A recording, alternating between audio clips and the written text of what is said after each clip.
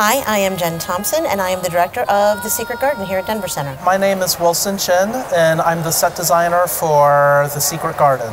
It's a big story. There's a lot in this story. It's a lot of kind of lost and wounded people looking for each other and finding each other in forgiveness and redemption. And at the center is this magical, wounded little girl who has this incredible journey. As part of the design, I've tried to tell that story from that point of view, about how you can go from the darkest place in your life and come out of it.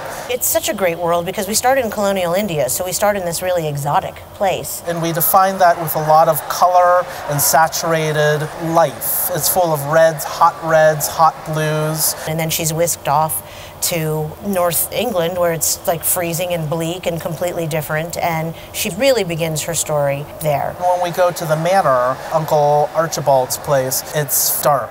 It's sort of a haunted house. She's sort of trapped with these other people and these ghosts from her past and from the past of, her uncle. It's dark woods, it's really tall and oppressive.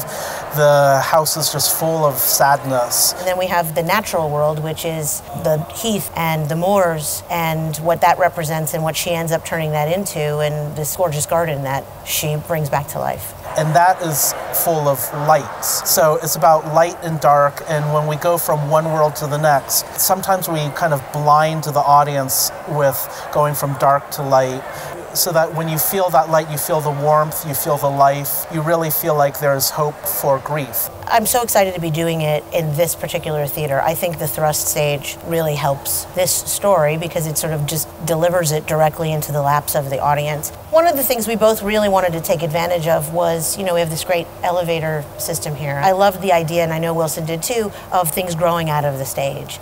We felt like that was a great metaphor for what was happening in the show, and being able to use that, and that's an unusual element. You don't get that at every theater. In a musical or any show that has a lot of scenes and a lot of transitions, how are we going to move it? How are we going to feel it flow? And I really never wanted it to be like blackouts and scenes and restarts. I wanted the whole thing to sort of feel, like a dream, like it was in perpetual motion. Working with small actors is definitely part of the design process because we were able to make little things. There's 3 beds in the show, which typically in a theater is like a massive amount of space, but these are kids, so they're actually smaller beds. And the Secret Garden door is actually kind of quite small. The Manor is supposed to be really huge and imposing and designed from the perspective of a kid, this scary, haunted house, basically.